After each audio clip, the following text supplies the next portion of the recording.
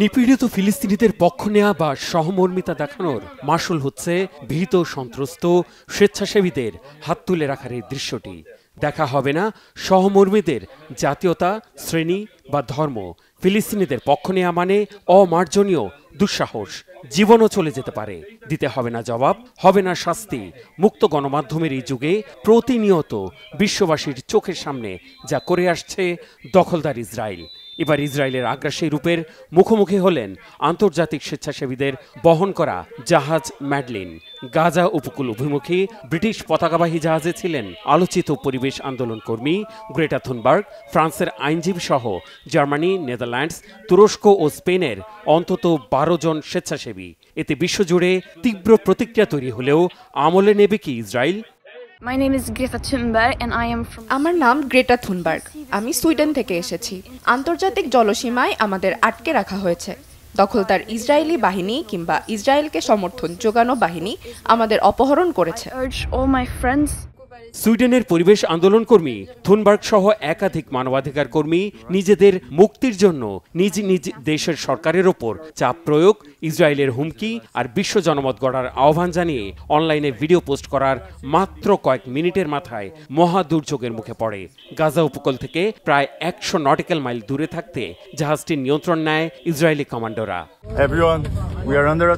মানবিক সহায়তাবাহী জাহাজ ম্যাডলিনকে selfie yacht বলে কটাক্ষ করেছে ইসরায়েলের পররাষ্ট্র দপ্তর।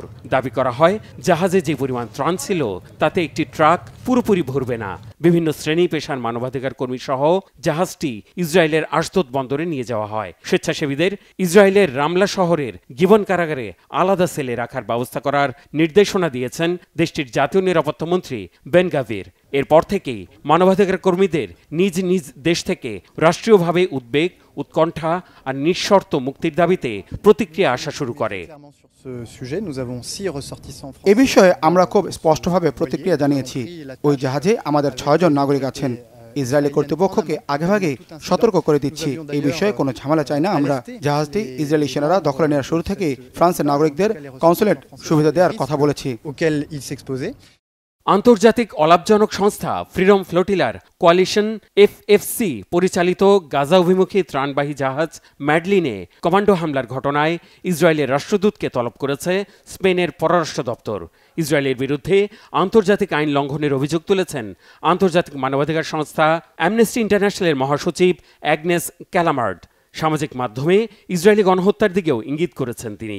ইসরায়েলি বাহিনীর অভিযান চলাকালে জাহাজটির নাবিকের সাথে কথা বলার মুহূর্তের ভয়ঙ্কর অভিজ্ঞতা সামাজিক মাধ্যমে শেয়ার করেছেন জাতিসংঘের বিশেষ রিপোর্টার ফ্রান্সেসকা আলবানিজ। সেই সাথে গাজার ত্রাণ বিতরণ কেন্দ্রগুলোকে কসাইখানার সাথে তুলনা করেছেন তিনি।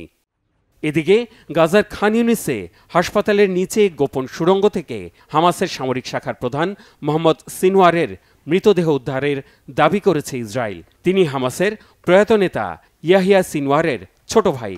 দাবি করা হয়েছে হামাসের আরেক শীর্ষ নেতা রাফাহ ব্রিগেডের কমান্ডার মোহাম্মদ শাবানা সহ আরও কয়েকজন সশস্ত্র যোদ্ধার মরদেহ উদ্ধার করা হয়েছে।